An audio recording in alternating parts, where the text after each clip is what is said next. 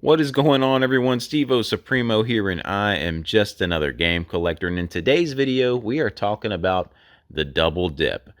Anyone who's been a gamer or a game collector knows about the double dip. What is it? The many reasons why we do it, why we double dip on games and releases.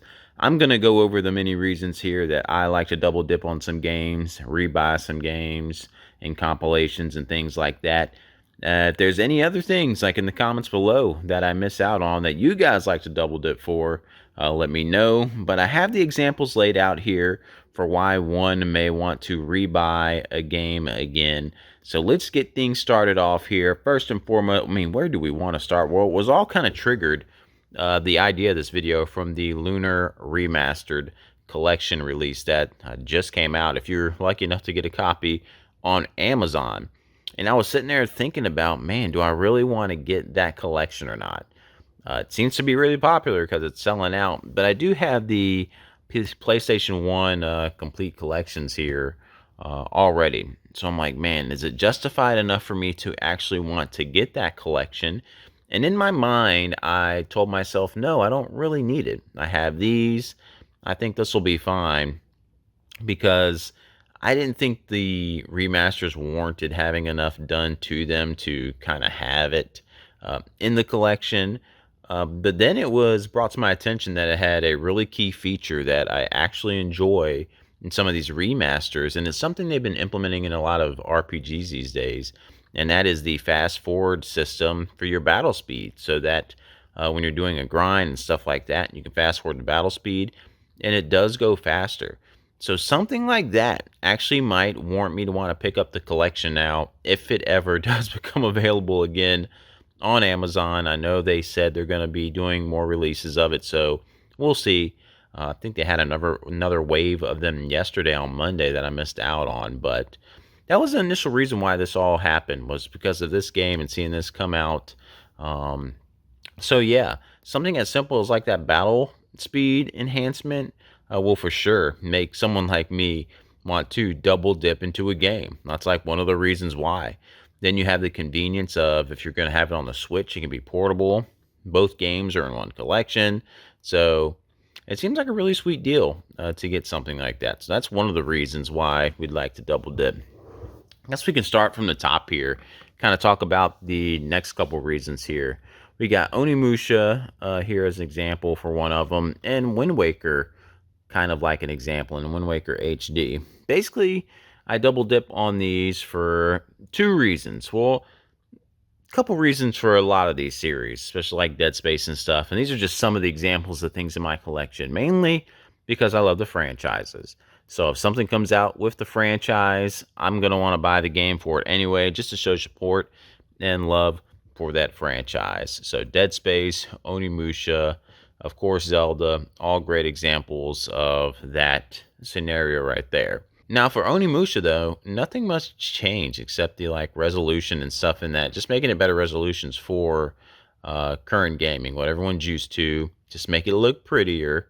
I actually have not played the HD version yet. That was going to be, if you guys know, I recently picked this up this year. I've had the Switch copy sealed since release from Japan, but I don't know if, I think maybe in this one they might have changed the control scheme in it too, kind of like they did with the Resident Evil Origins collection, where they took away the tank controls, because that's what they use in these games. Don't quote me on that, but if you know, that might be one of the changes they made in that to make it more convenient for newer players who just cannot stand tank controls. Zelda Wind Waker didn't do a whole lot to change either. One of the great things, though, is just how gorgeous this game looks in HD. That alone is just worthy of wanting to play it and get your hands on it if you can. But the changes they made into the sailing, people were really happy with the sailing features, because in the end of that game, you're doing a lot of sailing in it, and you had to catch the wind and stuff at the right time. But they have like this swift sail thing going on in the HD remaster to really help you along with your sailing in the game. And again, that's a good enough to warrant double dipping, in my opinion, for me to want to get the game. Again, for these series I love, but there are slight enhancements with it that I really enjoy. Now, Dead Space, on the other hand, of course, again, love the franchise and series, but this is a remake where they really like overworked everything. The storyline and story beats and everything kind of all stay the same. They add some stuff to it, but just visually and just how everything looks in the game just looked incredible. It was amazing. All the changes and stuff they made it. I could never go back to probably wanting to play the original entry now, just from how great this remake and remaster of this game. Well, this is a complete remake, not a remaster. So it's just incredible the amount of stuff they do for it. So when you see the trailer and stuff for that game when it was getting announced, I was like, I for sure am double dipping on that game because I got to play through it. Looks scarier, gorier, bloodier. The gameplay felt nice in the original, but the gameplay still feels great in the remake. Keep wanting to say remaster. Just hands down, when something goes through a change that drastically and it's a game that I loved, I have to get it.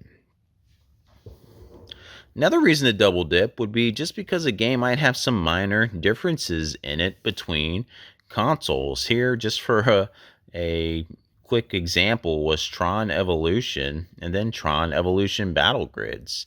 They're pretty much the same game, but Tron Evolution Battle Grids kind of has its own story kind of to it, even though it's all under the Evolution name here. So if you play the 360 one, you kind of have a whole new game here in the Wii one. So to me, that kind of warrants a double dip in itself if you want to explore everything both games have to offer. Another reason I like to double dip is compilations. Here we have the Rare Replay and Gears of War Ultimate Edition 1. And this is mainly just for convenience. And I have Donkey Kong 64 sitting here for the example. But with the Rare Replay, having all these games on it from Rare, sometimes these are just great ways to play the games too. You're getting an updated controller because we know a lot of people have their thoughts and feelings on the Nintendo 64 controller. So if you're able to get this Rare Replay compilation, I think this is available on PC too. You just have that different control scheme and everything, and all the games all in one spot. So you're not having to plug in your 64 to play the 64 games or any other consoles. You can just boom, it's all right here.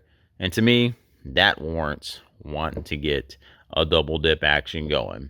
And you kind of get some slightly enhanced visuals because they kind of up-res for current gen. So you're not getting all the old school visual I don't want to say downgrades from the past because I still love how games look from the past, but you know what I mean. Up here, the Hunter Call the Wild. I like to double dip on a lot of games onto PC. A lot of times I might first buy the console version when it comes out. But then back in the day, this is a great example because the Hunter Call of the Wild on PC back in the day was kind of a rough start. It just didn't play well. A lot of people would have problems. So the console version was the preferred way for me to want to play. But then as I got a more powerful rig and system, I switched to PC just because it plays better.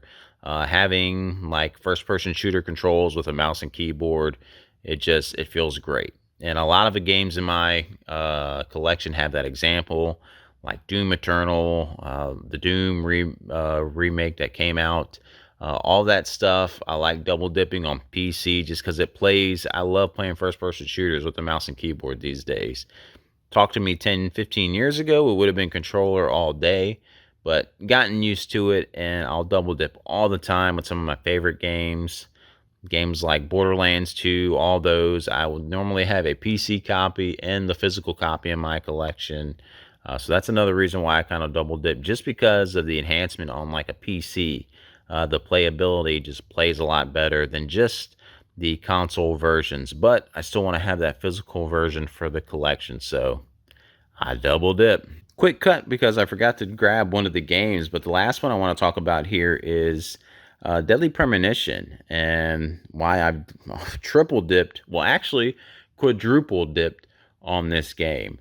First getting it on a 360 when it came out, it was the hidden gem sleeper back in the day everyone was kind of talking about. So I snatched it. There's my price I paid. But the main reason recently I had gotten it was because Deadly Premonition here, if you guys can tell, this one is sealed. And I've been wanting to play the director's cut forever just because of the improvements they've made on the game and some of the stuff they've added.